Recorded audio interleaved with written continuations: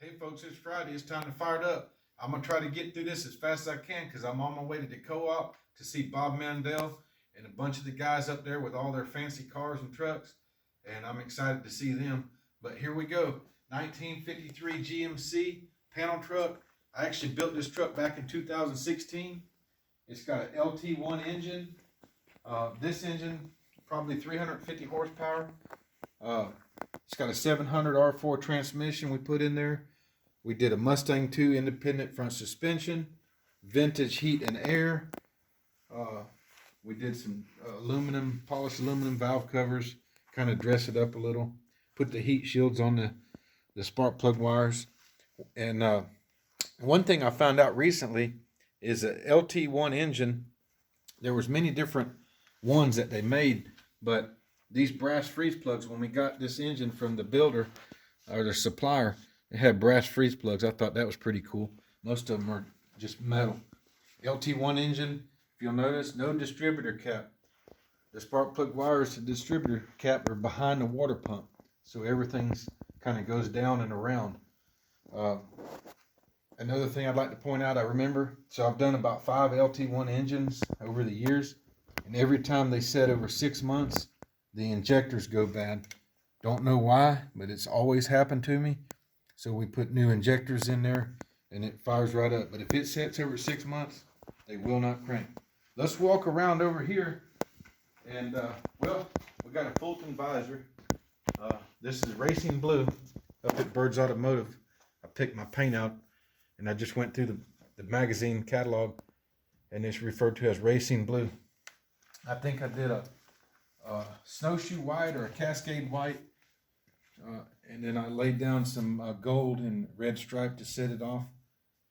And the back of this, just like the 77 GMC, you know, it just really jumps out. The back of this really jumps out. It's got your chrome and all your stainless and handles line up perfect. Door gaps are perfect. Lots of hours to do this, folks. I remember this and I don't want to go through it again. But I'm going to show you the inside. Of course, we CAD coat everything. CAD coat the hinges, all the hardware here. So here's got my zoomy things, stainless braided for my wires. Here's my wood, and we did that wood. I actually got this wood from Jim Carter, Classic Truck Parts. I think Jimmy, I can't remember, they hooked me up with that wood and the stainless strips, but I finished it. I refinished it to make it look like that. We put a fuel tank under the bed. Obviously this is somewhat old technology for me. I don't do that anymore. But the doors open and close perfect, and that's what you want a finished product to look like. Now because I'm getting ready to go to the Murray Farmers Co-op to see Bob Mandel. And there's another guy there that won a race recently, and they're going to have some race cars up there, and I'm going to see them and check out all the local people with the old cars and trucks. Let's fire this thing up. LT1, 350 horsepower, give or take, maybe a little less on this one. But let's see what it sounds. Oh, one more thing I always recommend. So right here I put a cutoff switch down here.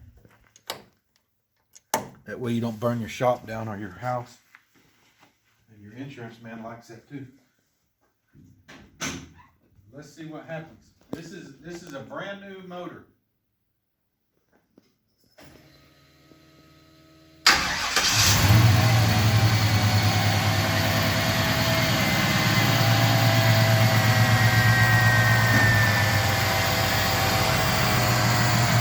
Literally, this is the first time this motor started up since we got it out of the crate.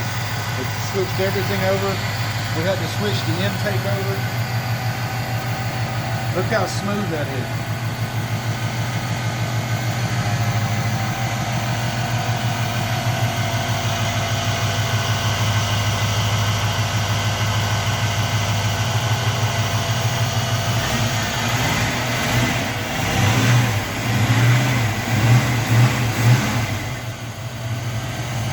That's what I like to hear on a Friday up there.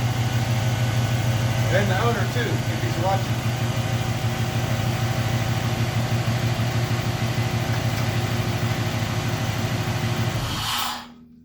Hey, I'm telling y'all, I know y'all can't tell, but I'm excited because, and you guys know, especially the builders, and even I get messages from people where they spent days and weeks putting the motor in, firing that thing up and hearing it run. And of course, there's no oil running everywhere, no fluids, so that's always a good thing. So that being said, I'm heading to the co-op to see the guys. Everybody out there have a good weekend, and we'll see you next week.